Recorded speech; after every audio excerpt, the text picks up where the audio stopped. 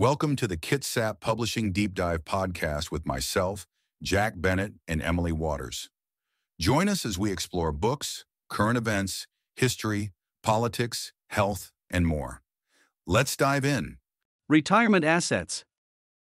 Let's look at some quotes about retirement from a few successful people.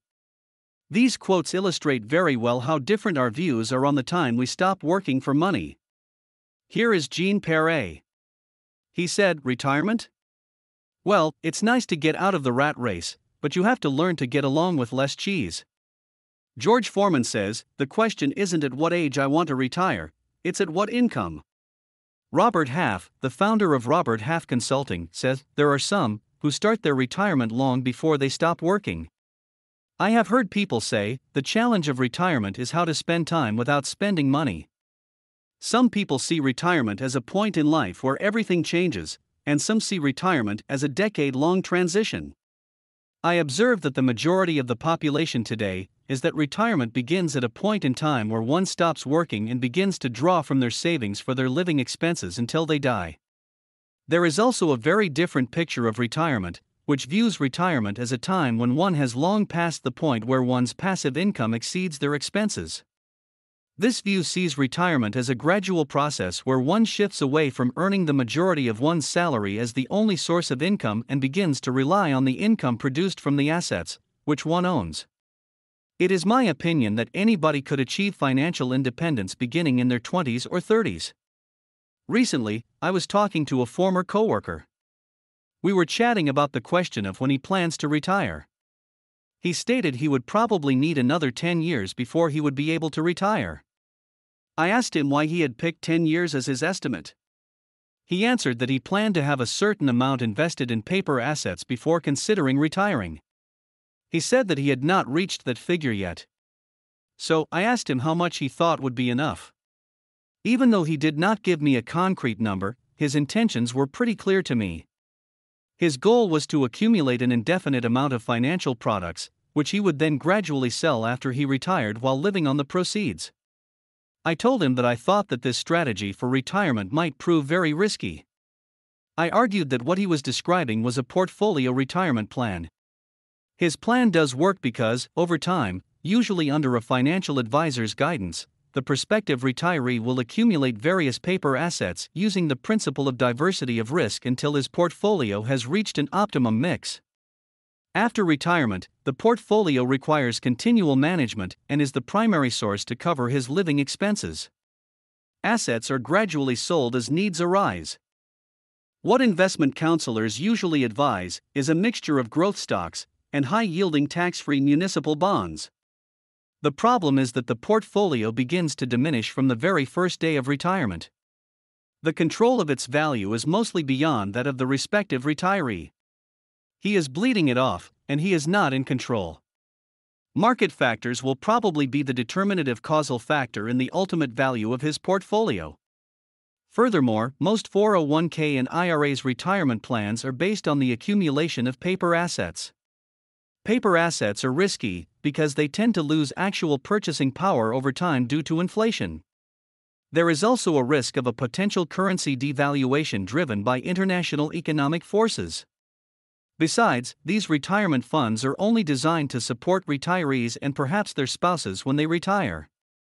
But most such plans do not make any provision for the couple's children or grandchildren. And finally, these plans are unsustainable because classic retirement plans are only designed to fund a person's life for about a couple of decades. The longer a person lives, the better the chances are of running out of money too soon. I believe that there is a better way. Retirement planning for income. So, why not consider a different retirement plan? A plan that involves increasing your financial literacy and learning how to manage your assets years before you retire. Why not start the path to retirement today? You can do this by smartly downsizing your expenses while simultaneously increasing your financial education toward the point where you can begin living primarily from your passive income rather than your salary or savings. Many people convert their 401k retirement plans to self-directed tax-free retirement accounts, which allow them to invest in all 5 asset classes: real estate, commodities, businesses, securities, and money markets. This way, they can start creating passive income that goes right back into their retirement account, and they are building a nest egg for their retirement, the residue of which can be passed on to their children. I converted my 401k account to a self-directed retirement account in early 2008, and my retirement fund produces a steady monthly income from the rental of several condominiums. This income goes right back into my retirement account.